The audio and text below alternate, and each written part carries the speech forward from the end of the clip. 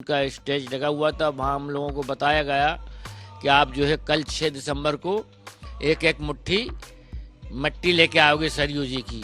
तो हम लोग जब जो सुबह 6 दिसंबर को नहा धो के 11 साढ़े 11 बजे होंगे और हम एक एक मट्टी लेके आए। लोग जो है ना सुनते हुए कार सेवक, वो भगवान ने मती करी साहब, इतनी बंदूकें थी, पुलिस लगी हुई थी, डर भी नहीं जाता, लेकिन भगवान मती वही देने वाला। ये तो हमारा तो एक मोहरा है, सब ये भगवान ने ही किया। एक तरफ जहां अयोध्या में उद्घाटन की तैयारी चल रही है, तो वहीं उत्तर प्रदेश समेत देश के तमाम शहरों में रामलला के प्राण प्रतिष्ठा को लेकर लोगों में गजब का उत्साह देखा जा रहा है।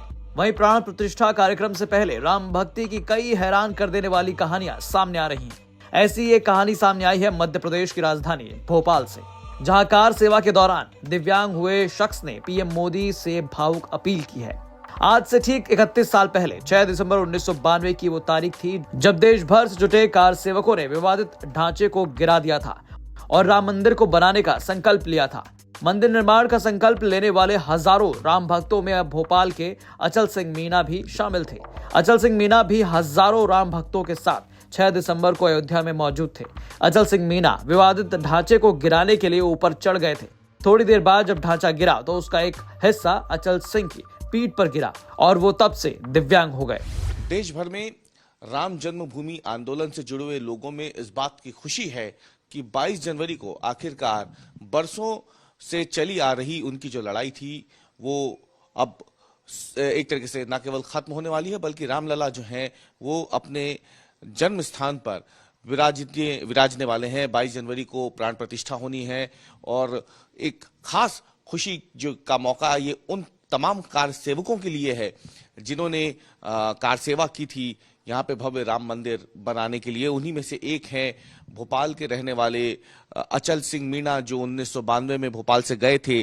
गए तो यहाँ से चल के थे, लेकिन दुर्भाग्यवश वहां पे जब ढांचा गिरा तो उस समय उसका एक हिस्सा इनके ऊपर गिरा और उसके बाद से फिर ये एक तरीके से दिव्यांग हो चुके हैं। अब पूरी तरीके से दूसरों की सहायता पर तो निर्भर हैं, लेकिन अब इन्हें इस बात की खुशी है कि इनके जीते जी ये अब अपनी आंखों से रामलला को गर्भगृह में विराजते हुए देख सकेंगे। तो अचल मीणा से हम बात भी करते हैं।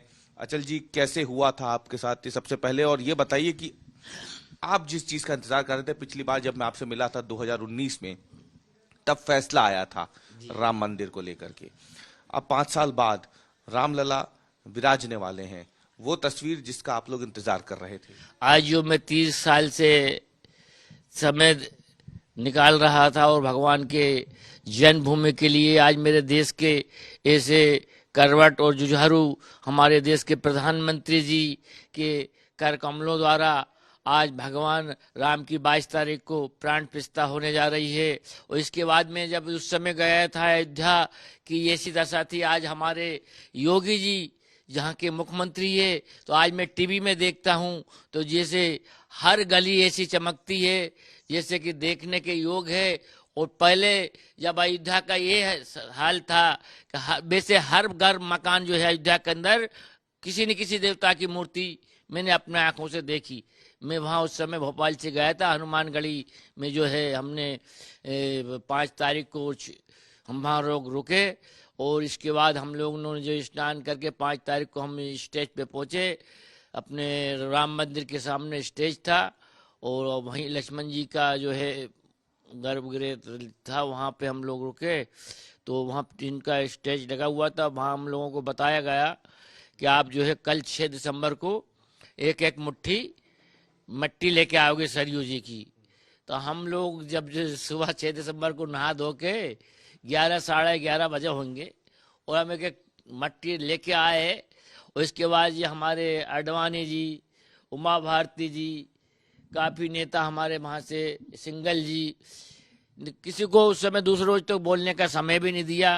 और कार सेवकों ने सोचा, बेर बेर हमारे कार सेवक, कुछ कार सेवक 90 में भी गए होंगे, तो उन्होंने एक कार सेवक की बहन थी, अब ये मालूम थी वो कहाँ की थी, वो चढ़ने लगी थी। तो फिर मना किया कि दुर्गा वाहिनी कोई भी कार सेवा ना करे।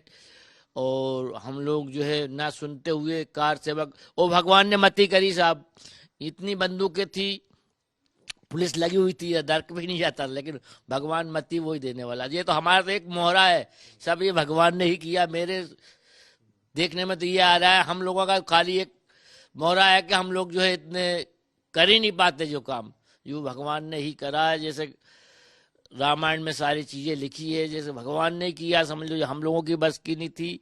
ये कार सेवकों की, सब मेरे देश के पूरे कार सेवक हिंदू भाइयों की आज जो है खुशी की लहर है। तो मेरा एक क्या, मेरा तो एक खाली एक नाम सहयोग है, बाकी पूरा मेरा देश का 80% जो हिंदू है सब आज खुशी की लहर में। मुझे भी इस बात की खुशी है आज कि आज मैं 31 साल से 30 साल की उम्र में मेरे ये शरीर में ये लगी, इसका मुझे कोई दुख नहीं, और ना मुझे किसी का सहयोग ना देने की भी मुझे कोई दुख ही नहीं है।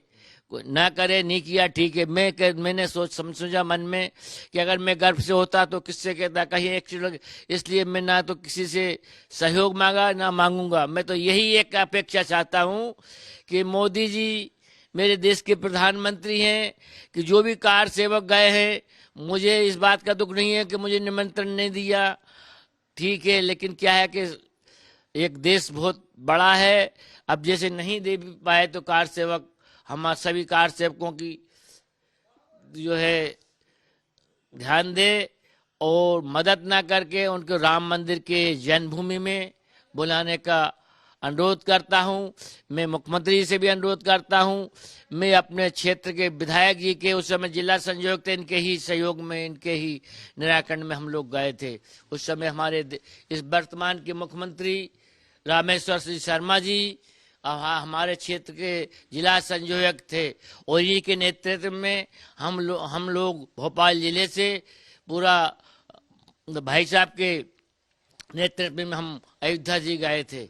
और हमारी व्यवस्था जो है हनुमान गढ़ी में, हनुमान जी गढ़ी के अंदर हम रामेश्वर शर्मा जी के नेतृत्व में हमारा। आप ये बताइए अचल जी कि अब तो लंबा समय हो गया, राम मंदिर जाकर के रामलला के दर्शन करने की इच्छा कितनी है, और प्रधानमंत्री जी से आप क्या कहना चाहते हैं, या मुख्यमंत्री मोहन यादव जी से क्या कहना चाहते हैं? मैं यही चाहता हूं कि पहले तो मेरे मुख्यमंत्री से भी कहना चाहता हूं कि मुख्यमंत्री, आपका क्षेत्र का कार्य जितने भी कार सेवकों ने किया है उनका पूर्ण ध्यान दें, मुझे ना दें मत दें, लेकिन बाकी जो है, बाकी के जिनके ऊपर केस लगा है तो ये तो कोर्ट में भी मालूम है। उमा जी से पूछा जाए, अडवाणी जी से पूछा, जो कार सेवकों के शरीर क्षति हुई है उनको निमंत्रण दें और उनका मान सम्मान करें। धन ना दें तो मान सम्मान करें।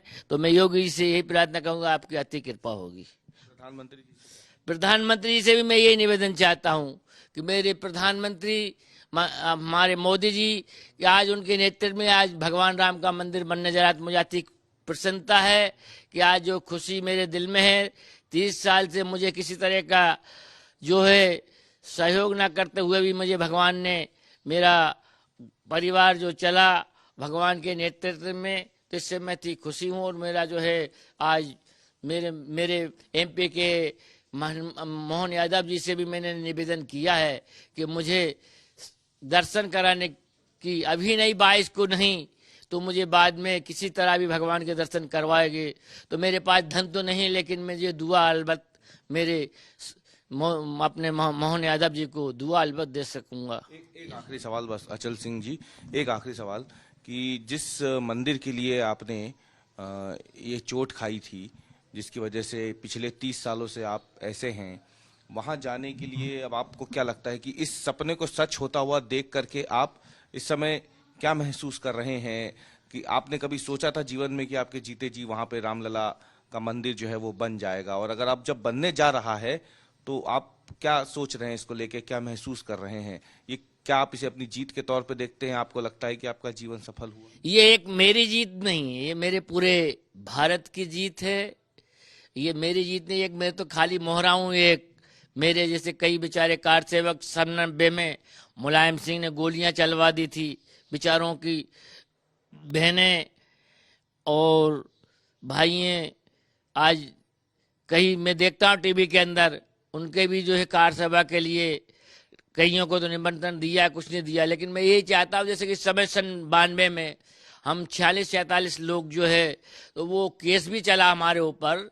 मेरे पास 2 वारंट आए थे। उस समय हमारे क्षेत्र में लक्ष्मीनारायण शर्मा जी देखते थे संगठन, तो वो वारंट वहाँ किसी तरह उन लोगों ने हमारा जो है कैंसिल कराने के लिए जमात करवा के ही हम वहाँ से अयोध्या से फैजाबाद। अब आपको क्या लग रहा है सब मंदिर, अब तो मंदिर बनने जा रहा है, रामलला विराजने वाले हैं, ये अचल सिंह मीणा अब इसे कैसे देखते हैं? अब मैं एक खुशी की लहर से देखता हूँ कि आज मुझे मेरी जो है 30 साल की इंतजार जो मैं कर रहा था, आज मेरी आंखों के सामने भगवान की प्राण प्रतिष्ठा भगवान राम विराजमान होने जा रहे हैं। जो कि पहले आज सुनते कि 500 साल से जो उलझा हमारे मोदी जी कहते हैं अटका भटका खत्म करके आज जो है भगवान की प्राण प्रतिष्ठा हमारे मोदी जी के हाथों द्वारा जा रही है। तो मैं अति प्रसन्न हूँ, कम से कम मेरे आंखों के सामने देख तो रहा हूँ कि भगवान की आज जो है प्राण प्रतिष्ठा अयोध्या जी में होने जा रही है। तो मैं तो एक देख ही रहा हूँ टीवी में, यहीं से मेरी आत्मा अति खुशी रहती है। नाम से बात करने की अचल सिंह मीणा थे, कार सेवक थे, 1992 में गए थे, लेकिन उसके बाद वहां पर चोटिल हो गए और उसके बाद से फिर अब ये तब से दिव्यांग हैं और अब मांग कर रहे हैं प्रधानमंत्री नरेंद्र मोदी से और मध्य प्रदेश के मुख्यमंत्री मोहन यादव से कि 22 जनवरी को तो वो यहीं से बैठ करके भगवान रामलला की प्राण प्रतिष्ठा का समारोह जो है वो देख लेंगे, लेकिन जिस लक्ष्य के लिए इन्होंने अपने शरीर पे ये चोट खाई थी, जो शायद अब कभी जिंदगी में ठीक होने भी नहीं वाली है, इनकी ये मांग है प्रधानमंत्री और मुख्यमंत्री से कि कम से कम एक बार जीवन में वो सरकार की तरफ से इन्हें रामलला के दर्शनों का जो लाभ है वो जरूर मिल सके। तो ये मांग इन्होंने जरूर की है।